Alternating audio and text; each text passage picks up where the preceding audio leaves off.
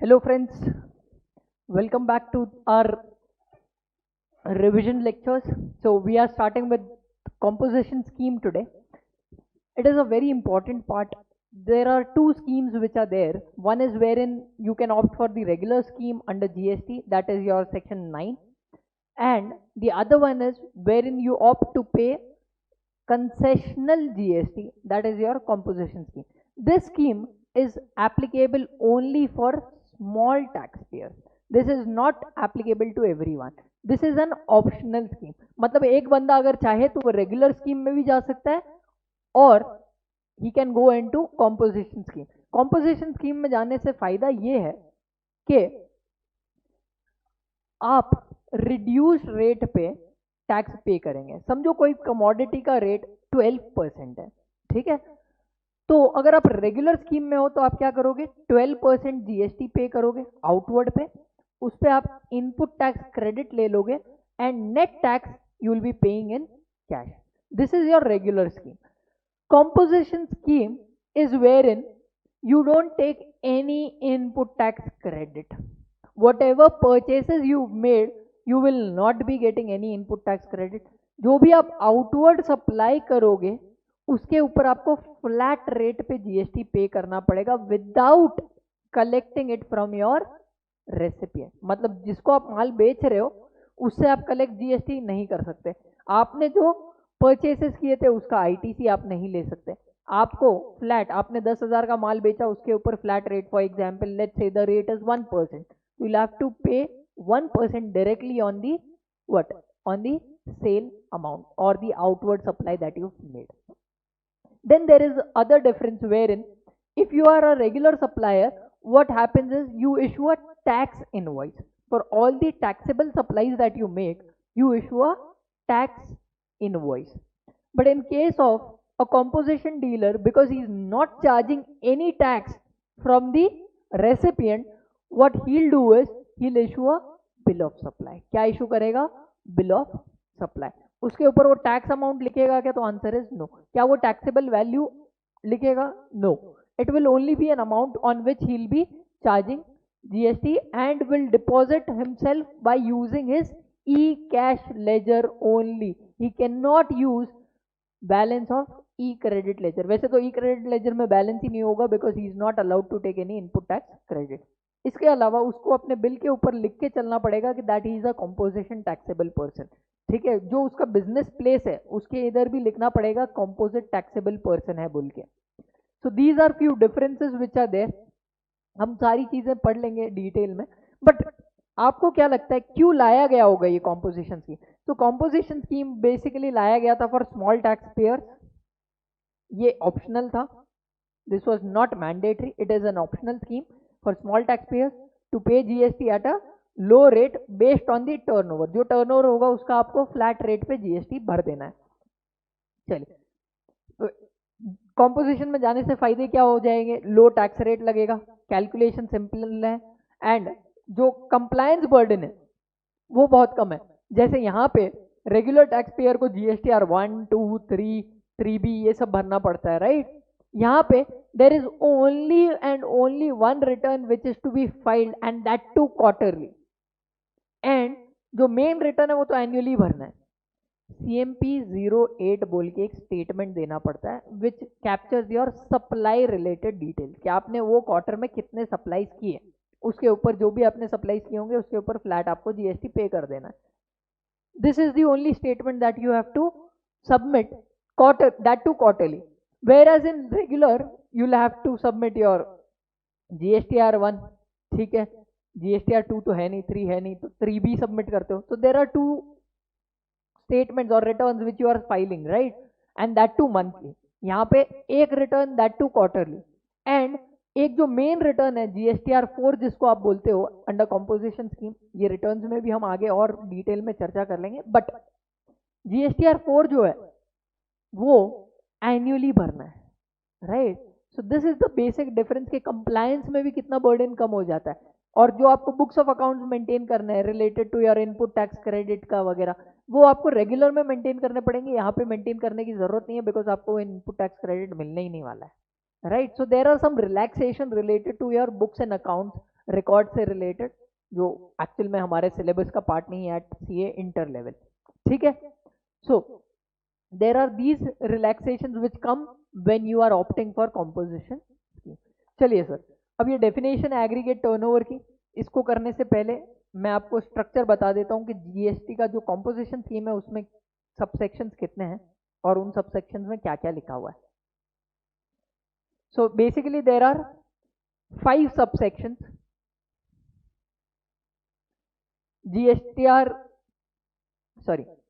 In your CGST Act, there are 5 subsections related to your composition scheme. Composition scheme is section 10. उसमें पहला subsection जो है वो बात करता है कि एलिजिबिलिटी और क्राइटेरिया क्या है for opting composition scheme. Subsection 2 talks about disqualification. Subsection 2A बोल के एक नया इंट्रोड्यूस किया गया है which is applicable for your November attempt or November exams of 2020 but not for your July exams, right? So जुलाई वालों के लिए मैं इसकी बात नहीं करूंगा 2A की, लास्ट में जब मैं एंड करूंगा ये रिवीजन लेक्चर तो मैं 2A के बारे में बता दूंगा for people who are giving November attempt, right.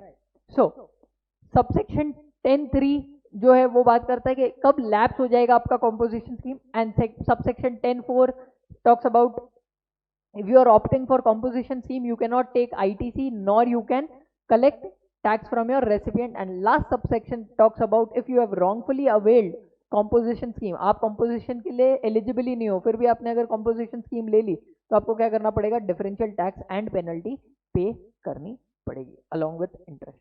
चलिए sir, excellent।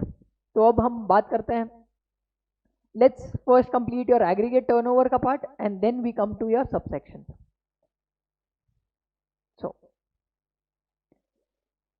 So there are 2 definitions of turnover which are there in your GST। So first is your aggregate turnover का definition and the other one is turnover in state or union territory। Basically both the definitions अगर आप compare करोगे तो are almost same except for 1 point, ठीक है। वो 1 point भी क्या है वो भी हम बात कर लेंगे। चलिए, तो पहले हम aggregate turnover पढ़ रहा हूं मैं आपके लिए। Aggregate turnover means it is an exhaustive definition, the aggregate value of all taxable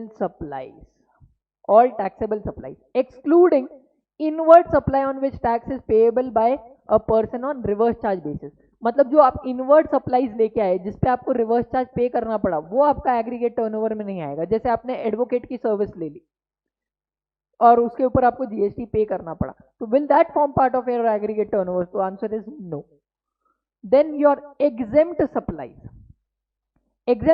जो भी होंगे वो आपके पार्ट बन जाएंगे of your aggregate turnover. Now section 247 of your CGST act talks about the definition of exempt supply। Exempt supply includes your nil rated, your non-GST supplies and your exempt supplies. क्या क्या include होगा इसमें? 3 चीजें। Exempt supply includes your nil rated supplies, your non GST supplies. Non GST supplies basically मतलब होता है आपके petroleum and alcohol, petro products जो है 5 वो, और अल्कोहलिक लिकर। एग्जेम्प्ट सप्लाईज मतलब जिनको एग्जेम्प्ट कर दिया गया है under notification of exemption services के लिए, जैसे 12/2017 है, राइट तो उसके अंडर जिनको एग्जेम्प्ट कर दिया गया है, तो even that will form part of your aggregate turnover. Then exports of goods और सर्विसेज और both. Exports will also form part of your aggregate turnover although it is already covered in your all taxable supplies, but फिर भी उन्होंने अलग से mention कर दिया। interstate supplies is also a part of your taxable supplies only, but they have still mentioned it specifically अलग से। तो देखिए क्या क्या इंक्लूड होगा। Aggregate turnover will include your aggregate value of all taxable supplies, exempt supplies, उसके बाद आपके एक्सपोर्ट्स, एंड लास्ट में आपका क्या बोला है सर? लास्ट में है आपका इंटरस्टेट सप्लाई। बट क्या चीजें इंक्लूड नहीं करेगा, ये लाइन मैं अभी छोड़ दे रहा हूं, अभी के लिए मैं ये लाइन नहीं पढ़ रहा हूं। बट क्या चीजें इंक्लूड नहीं करेगा? तो central tax, state tax, union territory tax, integrated tax and cess, basically GST वाले टैक्सेस को इंक्लूड नहीं करना। मतलब जीएसटी वाले टैक्सेस को छोड़ के और कोई टैक्स लग रहा होगा, जैसे एक्साइज ड्यूटी लग रही है, जैसे वैट लग रहा है, जैसे सेंट्रल सेल्स टैक्स लग रहा है, तो ये सारी चीजें, क्या ये पार्ट बन जाएगा आपका एग्रीगेट टर्नओवर का? तो the answer is yes. Sir अभी तो आप बोले थे थोड़े दिन पहले कि ये सब तो सबस्यूम हो गया। मेरे भाई कुछ चीजें ऐसी है जिन पे आज भी ये सारे टैक्सेस लगते हैं, जैसे आपका अल्कोहलिक लिकर है, राइट? अल्कोहलिक लिकर पे लगता है कि नहीं स्टेट एक्साइज ड्यूटी? बेचते हो तो क्या लगता है, वैट लगता है कि नहीं? वैसे ही, इसीलिए मैं बोल रहा हूँ कि वो इंक्लूड होगा कि नहीं एग्रीगेट टर्नओवर में, तो that will be included. But ये जो पॉइंट है, ये है मेन डिस्टिंग्विश का। दोनों जो डेफिनेशंस है उसमें बाकी सारी चीजें सेम है, सिर्फ ये पॉइंट जो मैंने अभी हाईलाइट किया है दैट इज ओनली डिफरेंट। तो देखो, ये जो एग्रीगेट टर्नओवर है, it will be computed on all India basis, that is same pan पे जितने भी रजिस्ट्रेशन रहेंगे, महाराष्ट्र में एक रजिस्ट्रेशन है, गुजरात में एक रजिस्ट्रेशन है, राजस्थान में एक रजिस्ट्रेशन, तो जब भी मैं एग्रीगेट टर्नओवर की बात करूंगा तो इन तीनों का टर्नओवर साथ में लेके उसको बोलेंगे एग्रीगेट टर्नओवर। अब जब मैं टर्नओवर इन स्टेट की बात करूंगा तो समझो महाराष्ट्र में उनके 5 जगह पे आउटलेट्स हैं, समझो पुणे में है, मुंबई में है, नासिक में है, नागपुर में है, और एक ले लो लातूर में है। तो ये जो 5 जगह है, इन सब के टर्नओवर मिला दोगे तो क्या बन जाएगा? Turnover in state. So aggregate turnover is pan India and turnover in state is, मतलब वो स्टेट में जितने भी एंटिटीज है वो सेम पैन के अंडर, तो that will be your turnover in state. I hope the difference is clear. चलिए सर, अगर इतना समझ में आया तो हम आगे बढ़ते हैं। अब आते हैं मेन सेक्शंस पे। एलिजिबिलिटी क्राइटेरिया क्या है? तो बेसिकली कौन कौन लोग ऑप्ट कर सकते हैं कॉम्पोजिशन स्कीम? तो notwithstanding anything contained contrary to the contained in this act but subject to provisions of section 9(3) and 9(4). देखिए, चलिए मैं आसान सी भाषा में बोल देता हूँ क्या लिखा है। देखो, notwithstanding anything contained in this act which is contrary, मतलब जितनी भी चीजें हैं ये एक्ट में सबको ओवरराइड कर रहा है। Section 10 will prevail except for one thing, provision of 9(3) और 9(4) जो है वो एप्लीकेबल होंगे। मतलब बेसिकली ये जो सेक्शन 9 में लेवी एंड चार्ज है उसको ओवरराइड कर रहा है और बोल रहा है कि जिन लोगों का, जो भी रजिस्टर्ड लोग हैं और जिनका aggregate turnover in the preceding financial year is not exceeding ₹50 lakhs, कहाँ क्या बोला है? 50 lakhs, ये एक्ट की भाषा है, मैं सिर्फ एक्ट में क्या लिखा है वो पढ़ रहा हूँ। May opt in lieu of tax payable by him under section 9(1) any amount of tax calculated at such rate as may be prescribed in rule 7 of CGST but not exceeding, ये rates दिए हुए हैं, ठीक है? Maximum ये rates हो सकते हैं। तो मैन्युफैक्चरर के केस में 1%, ठीक है, 2.5% इन केस ऑफ रेस्टोरेंट और outdoor catering and 0.5% in case of other suppliers, basically traders, ठीक है, subject to conditions and restrictions as may be prescribed under, as may be prescribe मतलब रूल्स में prescribe किया होगा। तो देखिए, जो रेट है ना, रेट वो कहाँ लिखा हुआ है? रूल 7 में, कि कॉम्पोजिशन के केस में जीएसटी रेट क्या होंगे, तो रूल 7 में लिखा है। कुछ कंडीशंस बोली है या रिस्ट्रिक्शंस बोली है, वो कहाँ बोली है? रूल 5 में। तो ये 2 रूल आपको आने बहुत जरूरी है। एक है रूल 7 जहाँ पे रेट्स बोले गए, दूसरा है रूल 5 जिसमें आपको कंडीशंस प्रिस्क्राइब की गई है, रिस्ट्रिक्शंस प्रिस्क्राइब किए गए हैं। चलिए आगे एक प्रोविजो है जो क्या बोलता है कि गवर्नमेंट क्या कर सकती है, ये जो लिमिट है 50 लाख वाली उसको एक्सीड कर सकती है up to ₹150 lakhs by way of a notification. क्या? By way of issuing a notification which they have done it. पहले 50 लाख का लिमिट था, उसको उन्होंने एक्सटेंड करके अब 1.5 करोड़ कर दिया है। तो हमारे लिए कॉम्पोजिशन स्कीम लेने के लिए लिमिट कितनी है? It is 1.5 crore. आपको 50 लाख याद रखने की जरूरत नहीं है because they have increase that limit by way of notification already, ठीक है। फिर उसके बाद एक पॉइंट जो ये आता है, वो सेकंड प्रोविजो जो है वो बोलता है provided further that person who opts to pay tax under clause A मतलब मैन्युफैक्चरर, क्लॉज बी मतलब रेस्टोरेंट वाला, क्लॉज सी मतलब अदर कैटेगरी मतलब जो आपका ट्रेडर है, में सप्लाई सर्विसेज भी सप्लाई कर सकता है other than those referred to in paragraph 6B of schedule 2, मतलब that is 6B of schedule 2 जो है वो बात करता है आपके रेस्टोरेंट या आउटडोर केटरिंग वाले की बात करता है। तो देखो जो भी कॉम्पोजिशन स्कीम में जाएगा ना, वो ध्यान दे दो, कॉम्पोजिशन स्कीम में जो भी जाएगा, ही कैन नॉट गिव सर्विसेज, ऐसा हम डिस्क्वालिफिकेशन में पढ़ने वाले हैं कि वो सर्विसेज नहीं दे सकता।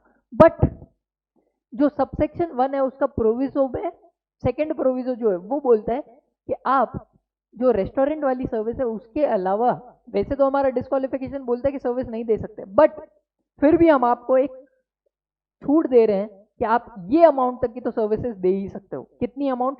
10% ऑफ टर्नओवर इन स्टेट और union territory in the preceding financial year, मतलब प्रीसीडिंग फाइनेंशियल ईयर में जो भी आपका टर्नओवर उस स्टेट में या यूनियन टेरिटरी में रहा होगा उसका 10% तक दे सकते हो, और ₹5 lakh whichever is higher, 5 lakh या 10% of your turnover of preceding financial year in that state, वो अमाउंट तक का आप क्या कर सकते हो? सर्विसेज दे सकते हो। चलिए, अब before I go to your subsection 2, I would like to clear 3 things. One is your rule 5, the other one is your rule 7, and last जो ये सेकंड प्रोविजो था उसका क्या पर्पस है वो क्लियर करना है, फिर हम आगे बढ़ते हैं। चलिए, तो पहले मैं जा रहा हूं आपके रूल 5 पे। रूल 5 जो बात करता है कि आपको क्या क्या कंडीशंस है जो आपको फुलफिल करनी पड़ेगी। तो देखो कंडीशंस क्या क्या है, आपको कैजुअल टैक्सेबल पर्सन या एनआरटीपी का रजिस्ट्रेशन नहीं होना चाहिए, आप नॉर्मल रजिस्टर्ड बंदे होने चाहिए, ठीक है। Tax to be paid at normal rate in case of inward supplies जिन पे आरसीएम है। आरसीएम पे आपको वो रिड्यूस रेट का बेनिफिट नहीं मिलेगा। आरसीएम पे समझो कोई, जो आप समझो जीटीए का सर्विस ले लिया फॉर एग्जाम्पल, तो जीटीए का रेट है 5% पे आपको डिस्चार्ज करना है, तो आपको वो 5% पे ही आरसीएम पे करना पड़ेगा, वहां पे रिड्यूस रेट काम नहीं आएगा। Reduced rate is only for what?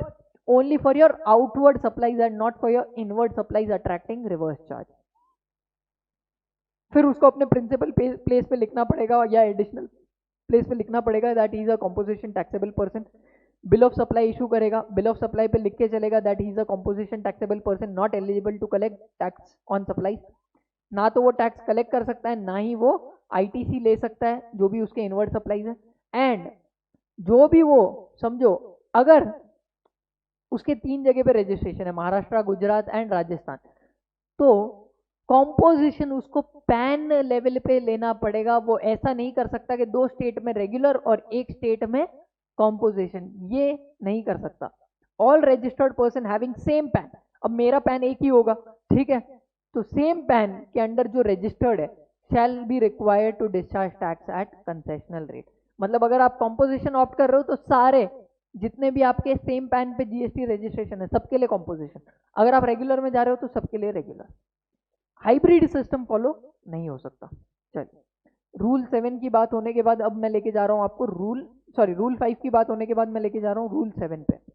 Rule 7 क्या बोलता है, देखिए, अगर आप मैन्युफैक्चरर हो तो आपके लिए रेट कितना होगा? 1% of turnover in state oblique union territory. But आप अगर आइसक्रीम के मैन्युफैक्चरर हो, पान मसाला के मैन्युफैक्चरर हो, टबैको के मैन्युफैक्चरर हो, या एरिएटेड ड्रिंक्स के, किनके किनके? Ice cream, paan masala, aerated drinks और टबैको। तो इसको याद कैसे रखेंगे? I pat, I pat, I for ice cream, P for paan masala, A for aerated drinks and T for tobacco. I pat के अगर मैन्युफैक्चरर हो तो आपको कॉम्पोजिशन स्कीम का बेनिफिट नहीं मिलेगा। वैसे अगर मैन्युफैक्चरर हो तो रेट क्या लगेगा? तो 1% ऑफ टर्नओवर इन स्टेट, जो भी टर्नओवर है आपका एग्जेम्प्ट सब मिला के उसका 1% भरना पड़ेगा। ट्रेडर अगर हो आप, ठीक है, तो उसके केस में कितना लगेगा? 1% of taxable supply in state और यूनियन टेरिटरी। यहां पे पूरे टर्नओवर का लगेगा, यहां पे 1% किसका लग रहा है? टैक्सेबल सप्लाईज का। दोनों में डिफरेंस समझते हैं। चलिए,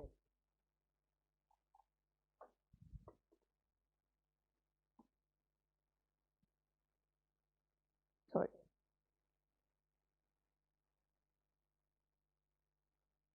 हाँ जी। अब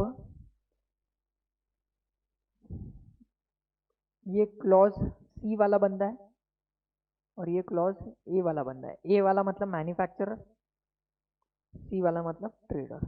ठीक है, अब ध्यान से सुनना। ट्रेडर ने समझो टैक्सेबल सप्लाईज भी करता है, एग्जेम्प्ट भी करता है, ठीक है। टैक्सेबल समझो किया इसने 10 लाख का, एग्जेम्प्ट किया समझो 2 लाख का, फॉर एग्जाम्पल बोल रहा हूं मैं।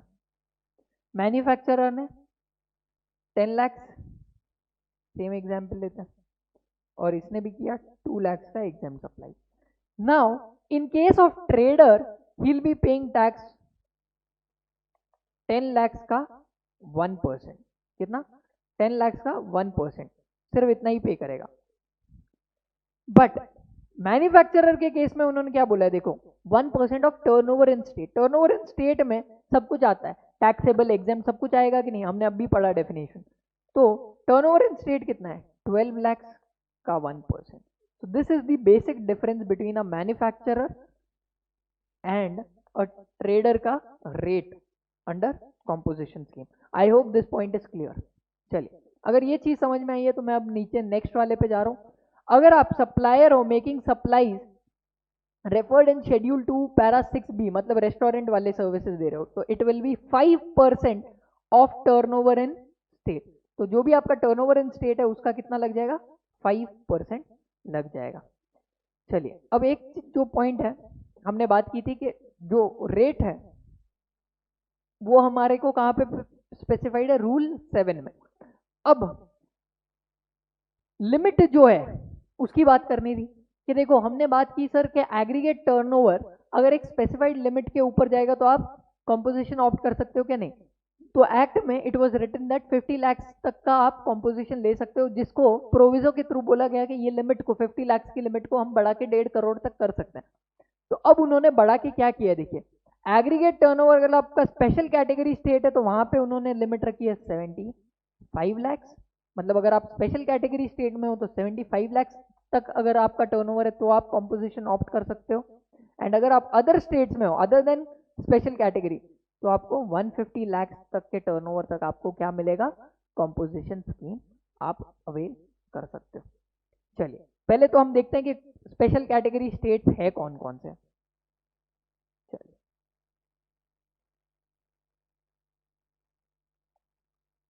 हाँ जी, तो ये नोटिफिकेशन था 14/2019 जिसने आपकी लिमिट को 50 लाख की लिमिट थी जिसको उन्होंने एक्सीड करके कितना 1.5 करोड़ तक कर दिया है, राइट। तो वो कौन से नोटिफिकेशन में हुआ है? 14/2017।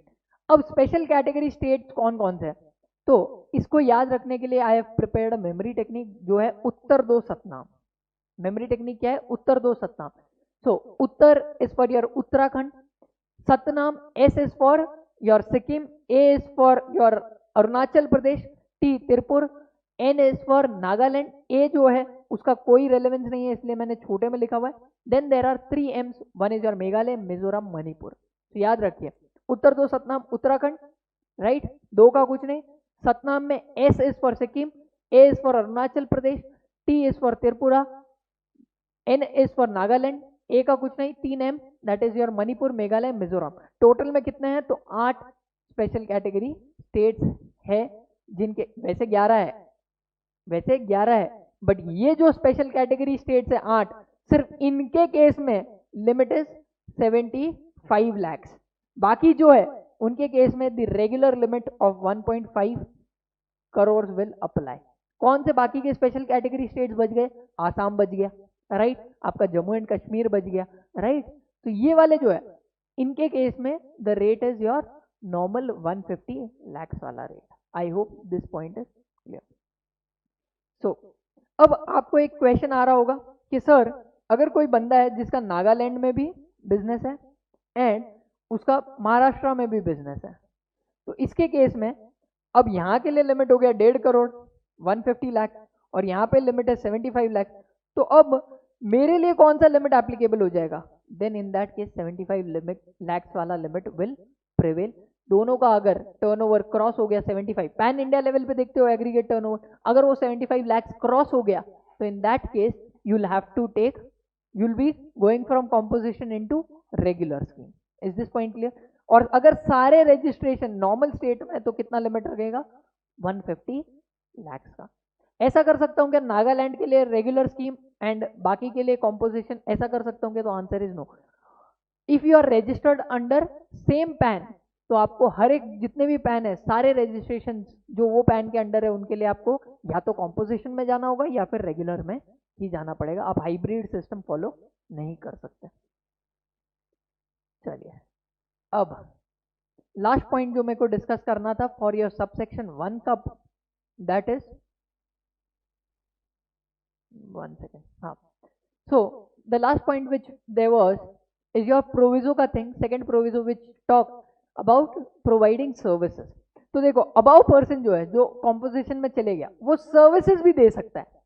वैसे सर्विस सिर्फ एक ही अलाउड है जो कॉम्पोजिशन में जा सकती है, वो कौन सी है? रेस्टोरेंट वाली। बट इसके अलावा भी आप सर्विसेज दे सकते हो। समझो किसी की कोई ट्रेडर है, किराने की दुकान है, ठीक है, बट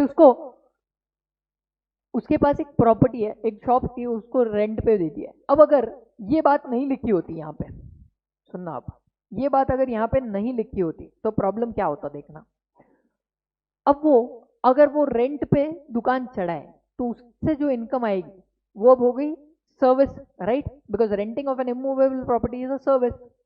एंड हमने पढ़ा कि अगर कोई बंदा मैन्युफैक्चरर है तो कॉम्पोजिशन ले सकता है, ट्रेडर है तो ले सकता है, सर्विस वाले में सिर्फ एक रेस्टोरेंट वाला ही बंदा ले सकता है, बाकी कोई भी ले नहीं सकता कॉम्पोजिशन स्कीम का benefit. So because of this point this person would have been outside the ambit of composition scheme और उसको बेचारे को रेगुलर स्कीम में जाना पड़ता even though he is a small tax payer. So to give them a relief this point was introduced. Earlier ये proviso नहीं हुआ करता था, उन्होंने लेटर ऑन इसको इंट्रोड्यूस किया। क्या बोलता है देखिए proviso, above person can provide services up to 10% of turnover in state union territory in preceding financial year, जो था उसका 10% तक दे सकता है, या फिर 5 lakhs whichever is higher.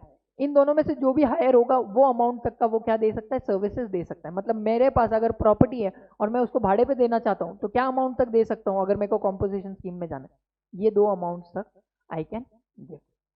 एक पॉइंट जो नोट करने वाली है वो है इंटरेस्ट इनकम जो होगा shall not be included in the permissible limit. मतलब ये जो 5 लाख और या 10% वाली है उसमें आपका जो सेविंग बैंक का इंटरेस्ट वगैरह जो आप कमाते हो उसको इंक्लूड नहीं करना है। आई hope this point is clear. चलिए इसको मैं एक एग्जाम्पल से ज्यादा क्लियर कर देता हूँ ताकि आप लोगों को समझ में आए। मिस पलक सिक्किम की रहने वाली है, a registered dealer under GST, wants to opt composition scheme। क्या करना चाहती है वो? कॉम्पोजिशन स्कीम में जानना चाहती है। सिर्फ स्कीम मतलब कितना लिमिट होगा वहां पे? कितना लिमिट होगा भाई साहब? 75 lakhs का लिमिट होगा। Following are the details in this of this turnover of preceding and current financial year. Preceding financial year 19-20 and 20-21 का टर्नओवर आपको दिया है।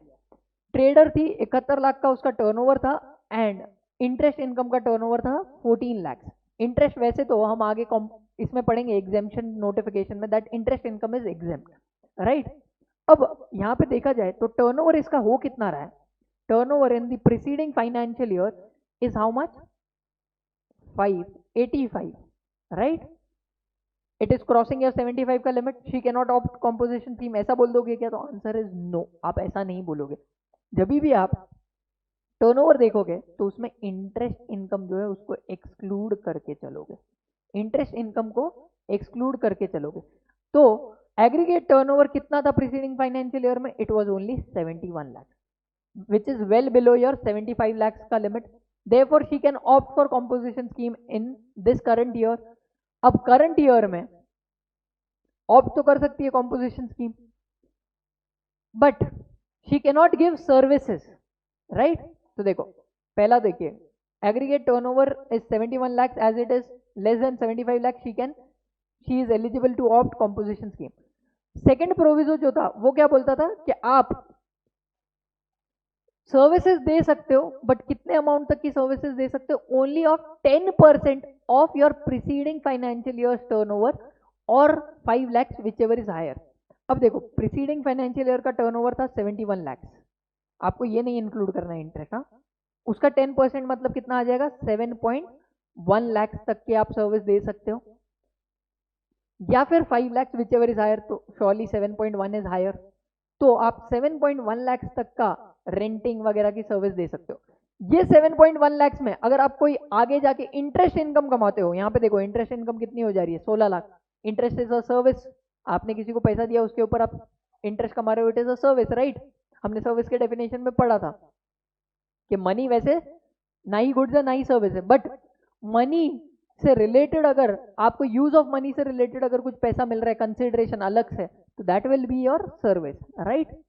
तो यहाँ पे आपको 16 लाख किसके मिल रहे हैं, इंटरेस्ट इनकम के। किसी को पैसा दिया उसके ऊपर ब्याज दे रहा है, ब्याज is an exempt income. And ये जो सर्विस वाला लिमिट है इसमें वो ब्याज जो 16 लाख का दिया है इसको भी इंक्लूड नहीं करना है। Interest is neither to be included in your turnover nor will be following in your second proviso. मतलब देखिए क्या लिखा है, रिमूवल ऑफ डिफिकल्टी ऑर्डर बोल के इशू किया गया था गवर्नमेंट से, which provides that limit of 10 lakhs 10% और 5 lakhs whichever is higher will be in addition to exempt interest. Interest को आपको लेना नहीं है, इसके अलावा जो होगा, समझो आपने रेंट पे प्रॉपर्टी दे रखी है तो उसके लिए आप इसको यूज कर सकते हो। समझो प्रॉपर्टी थी रेंट पे, तो कितनी दे सकते हो, प्रॉपर्टी की वैल्यू कितना रेंट आप ले सकते हो, अप टू रुपीज 7.1 लाख का अगर आपको रेंट मिल रहा है तो you will be eligible to opt composition scheme. But अगर ये 7.5 लाख का अगर रेंट होता तो क्या आप कॉम्पोजिशन में जा सकते हो, तो answer is no, you will not be eligible. हाँ जी, therefore irrespective of the value of exempt turnover being over and above 7.10 lakhs, she is still eligible to opt for composition scheme. I hope this point is clear. Chaliye, with this we are going to your second subsection. Second subsection क्या बोलता है, a registered person shall be eligible to opt under subsection 1 if, एक तो वो service provider नहीं होना चाहिए, not engaged in supply of service, service नहीं दे सकता, बस जो प्रोविजो 2 में लिखा हुआ है, फर्स्ट सब सेक्शन के प्रोविजो 2 में जो लिखा हुआ है उतनी सर्विसेज वो दे सकता है, 10% और कितना 5 लाख तक की। He is not engaged in supply of goods which are not liable to tax under this act, मतलब नॉन जीएसटी वाली सप्लाईज नहीं कर सकता, ना तो पेट्रोल बेच सकता है ना ही दारू बेच सकता है। He is not engaged in any interstate outward supplies of goods, interstate outward supplies नहीं कर सकता, inward supplies कर सकता है क्या, तो answer is yes. Not engaged in supplying goods through an ECO, ECO के थ्रू माल बेच नहीं सकता। Who is required to collect TCS, क्या उसकी खुद की वेबसाइट है और उसके ऊपर से बेच रहा है तो चलेगा क्या, तो answer is yes. He can not supply from an ECO is eligible who is liable to deduct TCS, उसके थ्रू नहीं कर सकता, बट खुद का प्लेटफॉर्म बना के बेच सकता है तो हाँ बेच सकता है। He is not a manufacturer of such goods as may be notified, कौन कौन से गुड्स है, I pat that is your ice cream, paan masala, tobacco and aerated drinks. Is this point clear. और एक रजिस्ट्रेशन के लिए अगर लिया है तो वो सारे पैन जितने भी उसके ऊपर रजिस्टर्ड है उन सब के लिए लेना पड़ेगा। अगर उसने ऐसा हाइब्रिड सिस्टम फॉलो किया तो he will be thrown outside the ambit of composition scheme. Coming to your subsection 3, subsection 3 बोलता है कि आपने अगर ये ऑप्शन अवेल किया है रजिस्टर्ड पर्सन ने तो ये ऑप्शन लैप्स हो जाएगा with effect from the date on which his aggregate turnover from the financial year exceeds the limit specified. समझो मैं नॉर्मल कैटेगरी स्टेट में हूं तो नॉर्मल कैटेगरी स्टेट में लिमिट कितनी है, 150 लाख की लिमिट है, ठीक है। अब समझो मेरा टर्नओवर हुआ, समझो 150 lakhs क्रॉस हो गया on let's say January 10th 2020, इस तारीख को मेरा टर्नओवर क्रॉस हो गया 150 लाख। तो मेरा स्कीम कब लैप्स हो जाएगा, जैसे ही ये डेट पे मेरा टर्नओवर क्रॉस कर गया। Now from 11th date onwards I will charge normal tax, normal taxable regime में चले जाऊंगा, कॉम्पोजिशन से बाहर हो जाऊंगा। एंड इसके बाद जो 11th से मैं सप्लाईज करने लग जाऊंगा उसके ऊपर I will be paying tax under normal charge, उसके ऊपर मैं समझो 5% का रेट है तो 5% रेट चार्ज करूंगा एंड इनपुट टैक्स क्रेडिट जो भी होगा वो भी उसके ऊपर ले पाऊंगा। Is this point clear. चलिए तो ये होगा कैसे, तो मैंने लिख दिया, देखिए कंपोजिशन टैक्सेबल पर्सन 7 दिन के अंदर क्या करना पड़ेगा, CMP 04 तो वो किधर चले जाएगा, नॉर्मल टैक्सेबल पर्सन बन जाएगा। नॉर्मल टैक्सेबल पर्सन बन जाएगा तो उसका जो आईटीसी, सॉरी ये एग्जिट फ्रॉम कंपोजिशन स्कीम है, entry entry entry entry entry exit की बात है। हाँ चलिए ठीक है, okay. Let's say a person is registered as a composition taxable person, ठीक है, बना ही देता हूँ मैं आपको। कॉम्पोजिशन टैक्सेबल पर्सन है, लैप्स हो रहा है तो वो किस में जाना चाह रहा है, नॉर्मल टैक्सेबल पर्सन बनना चाह रहा है, ठीक है। तो कॉम्पोजिशन से अगर नॉर्मल बनना चाह रहे हो तो आप 4 दिन के अंदर जब आप ऑप्ट करते हो तो आपको क्या फाइल करना पड़ेगा, CMP 08 फाइल करना पड़ेगा। CMP 08 फाइल करने के बाद आप नॉर्मल टैक्सेबल पर्सन के इसमें चले जाओगे तो फिर जो भी आप पहले कॉम्पोजिशन में थे तो आप ITC ले पाते थे क्या, तो आंसर है ITC was not eligible. Now that you are going into regular scheme, what will happen is all the goods that are lying in stock as on the date of preceding you have become normal taxable person will be eligible, right? तो उसका आप क्या ले सकोगे, ITC ले पाओगे of your inputs, ठीक है। इनपुट्स के ऊपर का 100% आपको ITC मिलेगा। एंड जो आपके कैपिटल गुड्स है उनका आपको रिड्यूस्ड ITC मिलेगा, राइट? ये आप ITC आप ले पाओगे। इसके लिए आपको क्या फाइल करना पड़ेगा, इसके लिए एक फॉर्म भरना पड़ेगा विच इज योर ITC 01। कितने दिन के अंदर अंदर भरना है, तो it is to be filed within 30 days. अब ये जो इनवॉइसेस जिनका आप क्रेडिट लोगे वो 1 साल से पुराने नहीं होने चाहिए। अगर आपका जो क्रेडिट है वो 2 लाख से ज्यादा बन रहा होगा तो उसके लिए आपको सर्टिफिकेट देना पड़ेगा, right? This is all about how you exit from composition scheme. So our subsection 3 is over. Now coming to subsection 4. Subsection 4 बोलता है taxable person to whom the provisions of subsection 1 apply shall not collect any tax. Subsection 1 मतलब जो composition scheme में आया है, shall not collect any tax from recipient of supplies and ना ही he'll be entitled to take input tax credit. मतलब ना ही वो tax collect कर सकता है और ना ही इनपुट टैक्स क्रेडिट का बेनिफिट ले सकता है। लास्ट पॉइंट जो बोलता है कि अगर प्रॉपर ऑफिसर को पता चलता है, रीजन टू बिलीव है कि ये जो टैक्सेबल पर्सन है ये कॉम्पोजिशन टैक्स पे कर रहा है बट एलिजिबल नहीं है तो भी कॉम्पोजिशन में पे कर रहा है, तो उसके ऊपर फिर वो पेनल्टी लगा सकते हैं इवोकिंग सेक्शन 73 या फिर सेक्शन 74, उसके ऊपर पेनल्टी लगाई जा सकती है।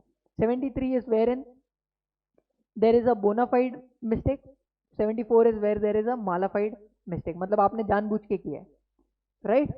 So these are your subsections for composition scheme. Now there is one scheme which was given for service providers, जो specifically service providers थे, छोटे service providers, क्योंकि वो composition scheme में नहीं जा सकते थे तो उनके लिए एक notification issue किया 2/2019, जिसके द्वारा उन्होंने क्या दिया गया है, उनको composition scheme जैसा ही एक benefit दिया गया। देखिए ये इसके लिए eligibility क्या है, this is not composition scheme, mind you, this is a scheme which is introduced by way of notification. So first supplies of goods or services up to an aggregate turnover of 50 lakhs तक आप eligible हो। registered person composition scheme के लिए eligible नहीं है इसलिए वो यहाँ आएगा, and वो neither CTP है nor NRTP है। बाकी के disqualification same है, आप outward supplies interstate नहीं कर सकते, इको के थ्रू माल सप्लाई नहीं कर सकते, आप एंगेज नहीं हो सकते किसमें, अल्कोहलिक लिकर या 5 पेट्रो प्रोडक्ट्स का सप्लाई करने में, एंड आप सप्लाईज किसकी नहीं कर सकते, आइसक्रीम, पान मसाला, टबैको या एरिएटेड ड्रिंक्स, वहां पे मैन्युफैक्चरिंग नहीं कर सकते थे। देखो वहां पे अगर कोई ट्रेडर है वो पान मसाला बेच रहा है तो he is allowed, there was no restriction on a manufacturer. यहाँ पे रिस्ट्रिक्शन किस पे, सप्लाईज पे, दोनों में डिफरेंस है। वहां पे मैन्युफैक्चर करते तो आप बाहर हो जाते, बट अगर आप ट्रेडर थे और ये सारी चीजें बेचते आइसक्रीम वगैरह तो वहां पे there was no exit from composition scheme, you are still eligible to opt.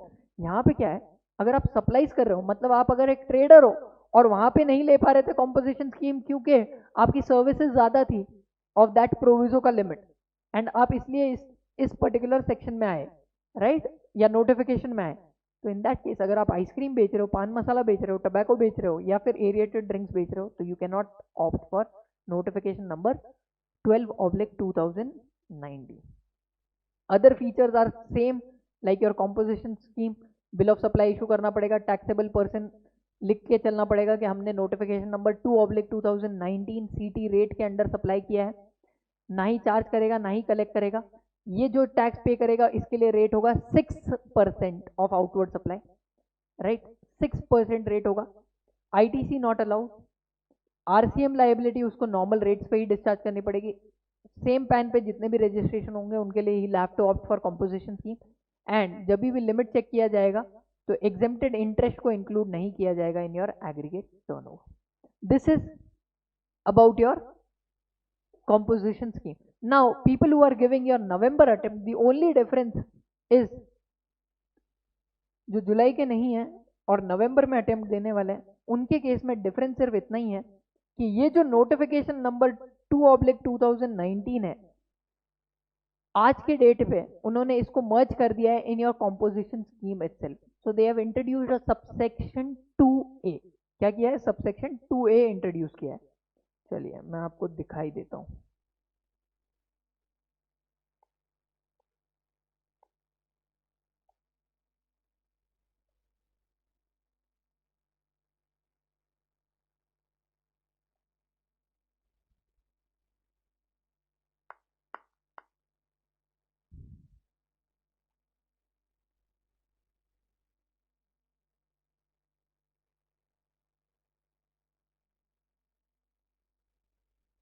हाँ जी, अब देखिए, only for people who are giving November attempt, ये उन्हीं के लिए है, बाकी के लिए नहीं है। तो जो जुलाई वाले हैं वो भले ही अपना कॉम्पोजिशन स्कीम खत्म हो गया है, आप चाहो तो वीडियो यहीं पे स्टॉप कर सकते हो। People who are giving November attempt, please bear in mind notification number 2/2019 नहीं बोलना है आपको। आपको लिखना होगा that notwithstanding anything content in contrary to this act, वही बातें लिखी हुई है। अब उन्होंने जो 2A में लिखा, जो 2/2019 का जो नोटिफिकेशन था वो ही यहाँ पे इनकॉर्पोरेट कर दिया है और बोला है कि जिसका एग्रीगेट टर्नओवर एक्सीड नहीं कर रहा है 50 लाख, वो कॉम्पोजिशन स्कीम ऑप्ट कर सकता है, even if he is a mix supplier. Service वाले को पहले तो हम दे नहीं रहते, इसलिए हमको 2/2019 लाना पड़ा, बट हमने अभी एक नया नोटिफिकेशन ही ला दिया 2A।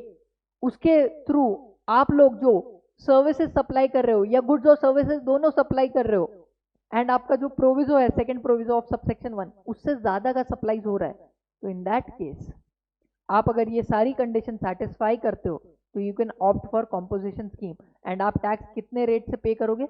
वही 6%। बाकी सारी चीजें same, only what they have done is they have put all those things which were there in your notification 2/2019 in your section 2A. Is this point clear?